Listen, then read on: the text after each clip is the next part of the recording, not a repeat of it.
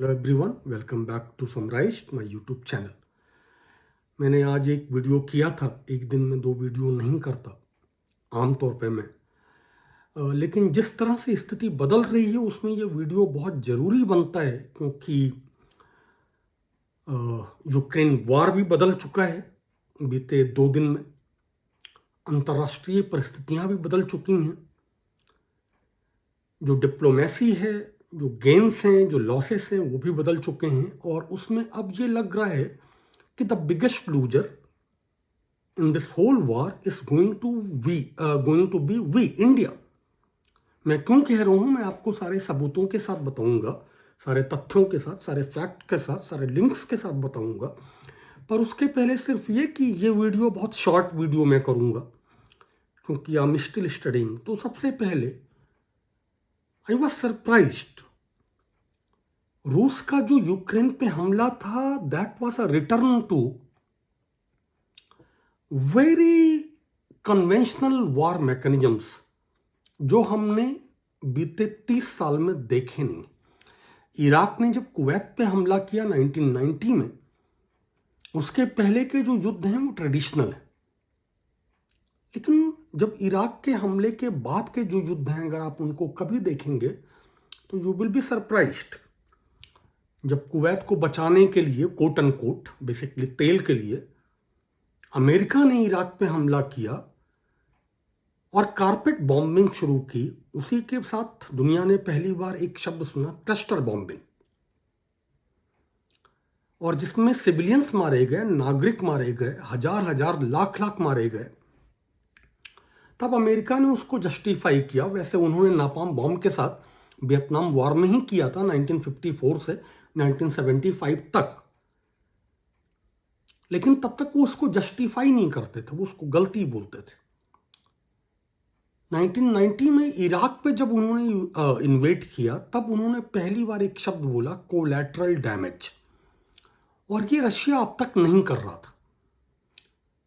आज युद्ध का मेरे ख्याल से 10वां दिन है, 24 + 4 28 एंड 4 9वां दिन। और इन 9 दिनों में ये पहली बार हुआ है कि जो इंटरनेशनल इंडिपेंडेंट मीडिया है, that can confirm that Russia has targeted some civilian locations, some civilian installations, जिसमें अब तो 3 स्कूल भी शामिल है। तो जो देश इतने दिन तक ना कोई कारपेट बॉम्बिंग कर रहा था, ना कोई कोलैटरल डैमेज की बात कर रहा था, अगर उसने अपना मानना बदला है तो अर्थ बहुत बड़े हैं। अमेरिका का भी स्टैंड देखिए। कल रात में अमेरिका ने एक केबल जारी किया जिसमें उसने बोला कि एब्सटेन करने वाला, basically that was a message to India, क्योंकि जो दूसरे एब्सटेन करने वाले देश हैं, या तो वो चाइना जैसे हैं जो पहले से ही एंटी यूएस, या यूएई जैसे हैं, यूनाइटेड अरब अमीरात जैसे, जो बहुत छोटे हैं, कि अब जो लोग एब्सटेन करेंगे, US will consider them in Moscow camp, that is the word. उसके बाद यूएस सीनेटर्स ने इंडिया पे भी सैंक्शन लगाने की बात शुरू की। तो यूक्रेन हमारा हुआ नहीं, थैंक्स टू आवर मीडिया, कि रसिया वाले तो हमारा झंडा देख के सैल्यूट करेंगे।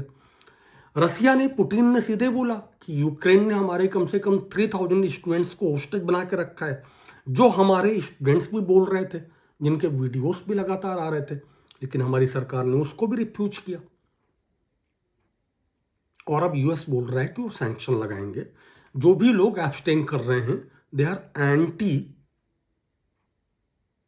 US, anti Ukraine, anti democracy, pro Russia.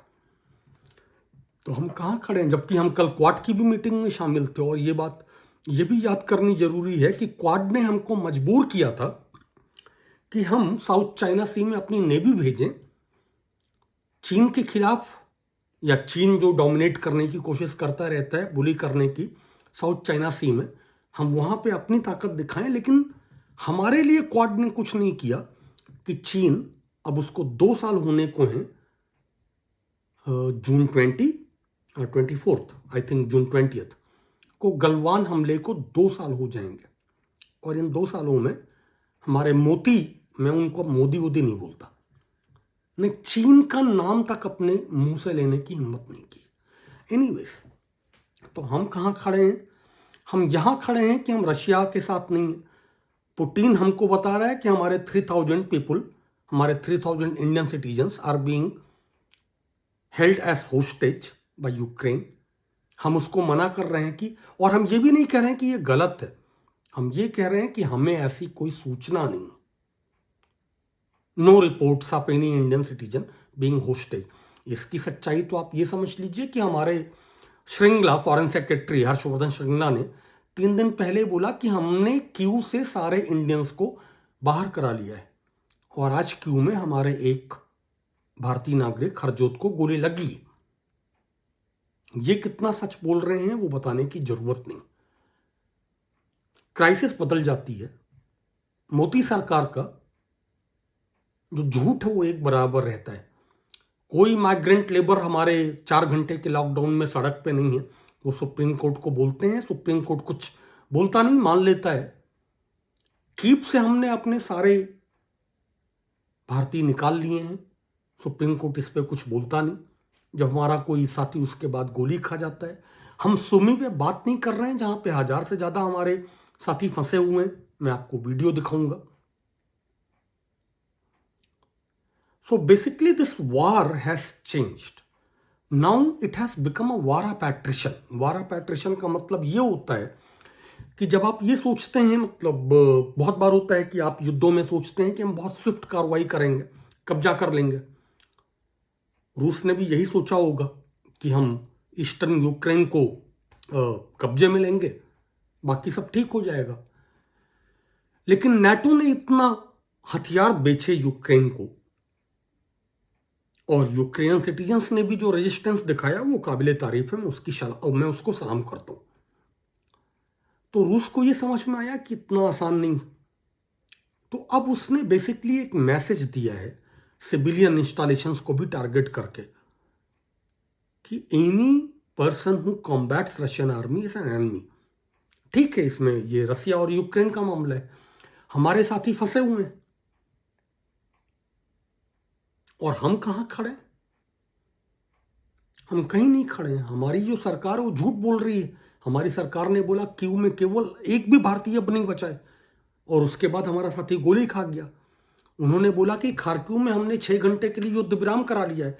Of course सरकार ने नहीं बोला था, गोदी मीडिया ने बोला था और आईटी सेल ने बोला था। लेकिन उसके बाद हमारे दोस्तों को उन्होंने कहा कि भागो। सुमी पे हमारी सरकार कुछ बोल ही नहीं रही, जहां पे हमारे 1000 से ज्यादा साथी खड़े, नागरिक वहां पे फंसे हुए हैं, और वहां पे भी खार्किव जैसी शेलिंग हो रही।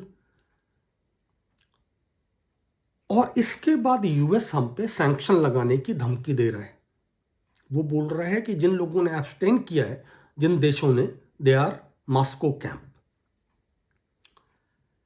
यहां तक अगर आपको दिक्कत ना हो रही हो तो एक बात और जाने, जिस यूएन रेजोल्यूशन पे हमने एब्सटेन किया है रूस की निंदा करने के प्रस्ताव पे अमेरिका के, उसको नेपाल ने भी समर्थन दिया है और भूटान ने भी। And I am hacking talking about south Asia. मैं साउथ एशिया की बात कर रहा हूं, दक्षिण एशिया की। नेपाल जो कल तक हमारा सबसे अच्छा दोस्त था, भूटान जो एक लेवल पे हमारा प्रोटेक्टोरेट था, जो हम लोगों ने बचपन में सिविक्स की किताबें पढ़ी थी, वो भी रूस की निंदा करके आ रहा है। उसने क्यों किया मैं अभी तक वो समझने की कोशिश कर रहा हूं। Belt and the road is like very clear, लेकिन उसमें तो उसको निंदा नहीं करनी थी, एब्सटेन करना था। लेकिन नेपाल ने क्यों किया? और मैं आपको ये बताऊं कि नेपाल ने अभी अभी माओवादी पार्टी की भी सहमति के साथ यूएस का $500 मिलियन का प्रस्ताव स्वीकार किया है। और ये वो नेपाल है जो हमारे मोदी जी के मधेश बनाम पहाड़ी विवाद में नाकाबंदी करने के बाद से लगातार चीन के साथ जा रहा था, जिसने उसके बाद चीन के साथ सैन्य अभ्यास किए। अब वो यूएस से मिलिट्री डील्स कर रहा है, $500 मिलियन के डील्स कर रहा है, आप जरा नेपाल की पॉपुलेशन और उसका एरिया देखिएगा और भारत से कंपेयर करिएगा, then only you will understand what does this $500 million means. And if Nepal goes all the way to get the deal sign by parliament, कि जिससे बात की कोई पार्टी उसको खारिज ना कर सके, तो हम अब यहां खड़े हैं. अमेरिका हमको धमकी दे रहा है कि आपने एब्सटेन किया है, आप रशिया कैंप के, हम आपके ऊपर सैंक्शन लगाएंगे रशिया के साथ. नेपाल अमेरिका के समर्थन में वोटिंग कर रहा है, भूटान अमेरिका के समर्थन में वोटिंग कर रहा है. हमारी सरकार सुप्रीम कोर्ट को लगातार झूठ बोल रही है, ठीक वैसे जैसे उसने माइग्रेंट लेबर्स के बारे में बोला था, श्रमिकों के बारे में बोला था अपने बेहूदे लॉकडाउन के बाद, कि हमारा कोई फंसा हुआ नहीं. हमारा अपमान हो रहा है. रोमानिया का मेयर हमारे केंद्रीय मंत्री को देश की आजादी के 75 साल में पहली बार ऐसा हो रहा है कि कोई मेयर जो प्रोटोकॉल में बहुत नीचे है, हमारे केंद्रीय मंत्री, माननीय तो कहूंगा नहीं क्योंकि उनको उनकी पार्टी के नेता ही शिवराज चौहान विभीषण कहते हैं, तो विभीषण को बोल रहा है I gave them food, I gave them shelter. हे ये बीते 75 साल में किसी भारतीय केंद्रीय मंत्री का पहला अपमान है विदेश की धरती पे. तो हम कहां खड़े हैं आप सोचिए. और रशिया के गियर बदलने से, न्यूक्लियर इंस्टॉलेशंस पे हमला करने से, सिविलियन पॉपुलेशंस को टारगेट करने से और हमारे किसी कैंप में ना होने से, इन सारी चीजों का मतलब कहां जा रहा है ये डिसाइड आपको करना है. कल का वीडियो करूंगा सुप्रीम कोर्ट में मोदी सरकार के झूठों पे, कि लगातार वो कैसे झूठ बोल रही है और कितने झूठ बोल रहे हैं. और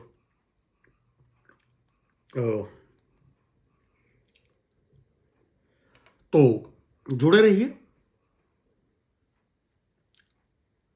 the whole thing is that the biggest losers are we.